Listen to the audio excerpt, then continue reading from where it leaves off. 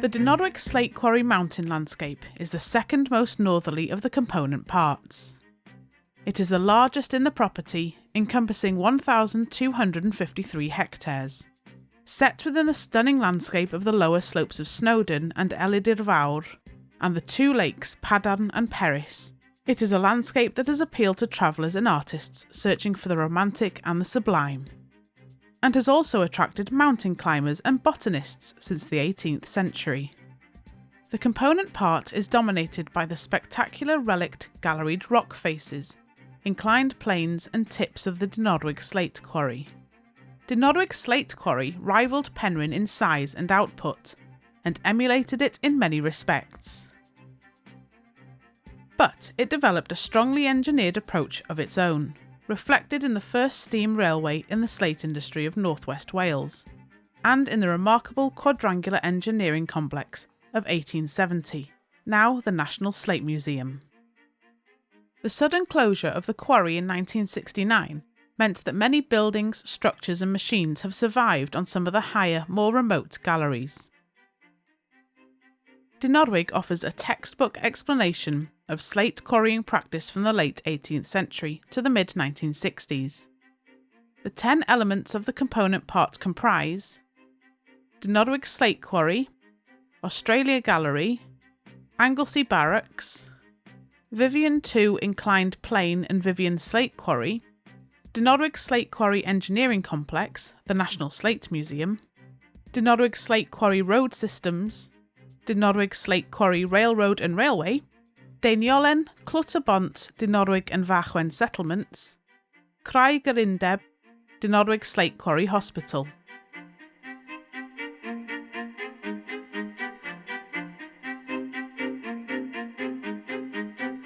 The Vaynol estate secured permission from Parliament to enclose the Dinorwig Mountain Common Land in 1806. The estate leased plots of land here and there on the Fachwen slopes for quarrymen and their families to build their own dwellings. Many are now abandoned. Even in ruins they show how the influx of workers into the slate industry moved the margins of cultivation almost to the summits of the hill slopes. By contrast, quarrymen who yearned for independence established the adjacent nucleated villages of Deiniolen and Clutterbont on small freeholds, with the help of speculative contractors and local building societies. Deiniolen was built along the slate road from the quarry to the sea, Clutterbont along the course of the 1825 Quarry Railroad, linking the quarry to its port at Afelinheli.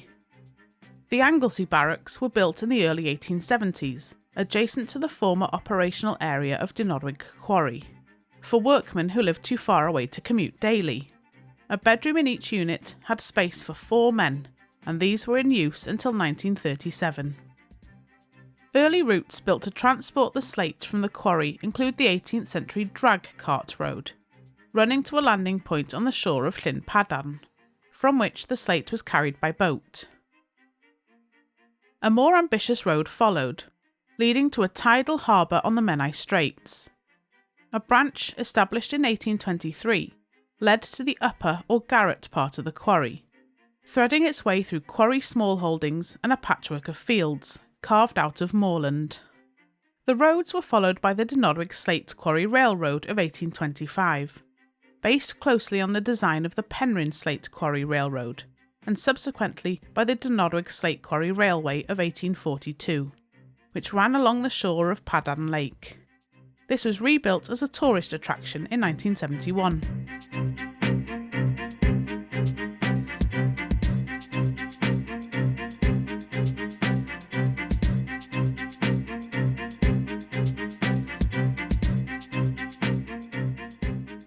This natural rock outcrop is where the North Wales Quarrymen's Union held its meetings. The union was established in 1874, and the growth of trade unionism in the slate industry was sometimes resented by aristocratic quarry owners and landlords, who saw their labour force as an asset, leading to disputes such as the Penrhyn Quarry strike.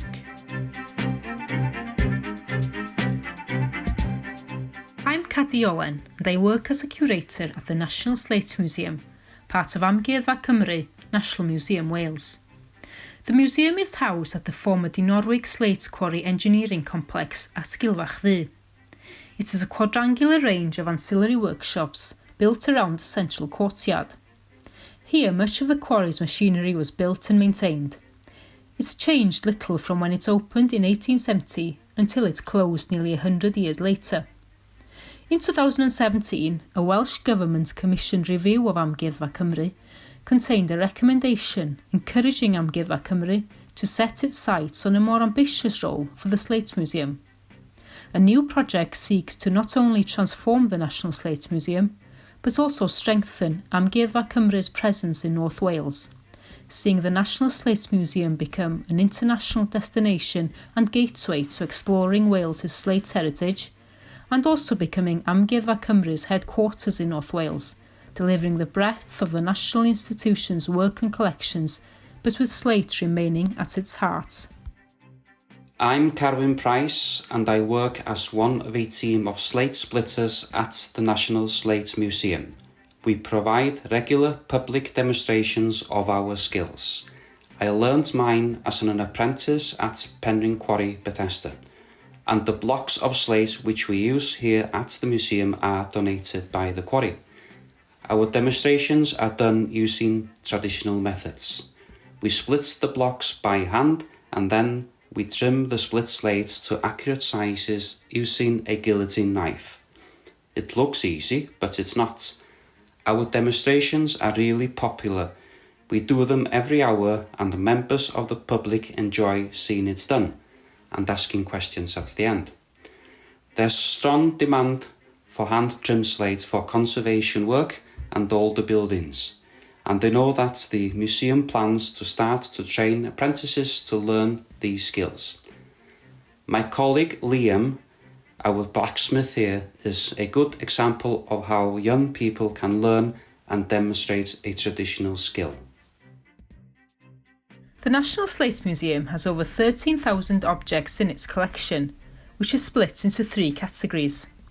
Firstly, the objects which were on site when the museum was established, the original fixtures and fittings of the Gylfachi workshops, such as the water wheel, which is the largest working water wheel on mainland Britain. Secondly, the objects which have been collected by the museum since it was established in 1972. These objects represent slate quarrying areas from across Wales, such as Una, a steam engine from Llechi Quarry in Dyffryn Nantlla. Thirdly, the objects which furnish Fronhaul, a row of quarrymen's houses which illustrates three different time periods and also depicts three different slate quarrying areas. Recent collecting has included an oral history project which recorded the memories of the last workers of Dinorwig Quarry. All these objects are carefully documented and cared for according to Amgueddfa Cymru's policies and procedures. The collection is the foundation for all the museum's work. With such a vast collection, conservation work is ongoing at the National Slate Museum, with recent work concentrating on the line shaft. The line shaft was used to distribute power from the water wheel and later on the Pelton wheel to machinery throughout the Gylfachi workshops. Bearings and couplings have been replaced and a schedule of maintenance work and routine mechanical checks has been established. Other recent conservation projects have included restoring the museum's derrick crane, which was used to move timber, and painting the rolling stock collection. I'm Elvin Jones-Roberts. I work at the National Slate Museum, and one of my jobs is to help keep this incline in full working order. It is, of course, a very large working artefact, and we have to look after it carefully.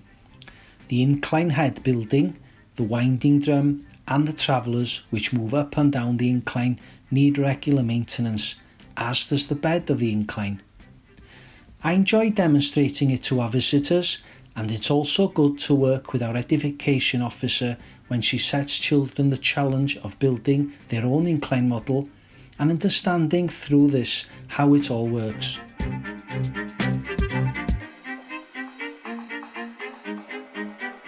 Dinorwig Slate Quarry Hospital, built in the 1860s, was at the forefront of medical care for injured workmen.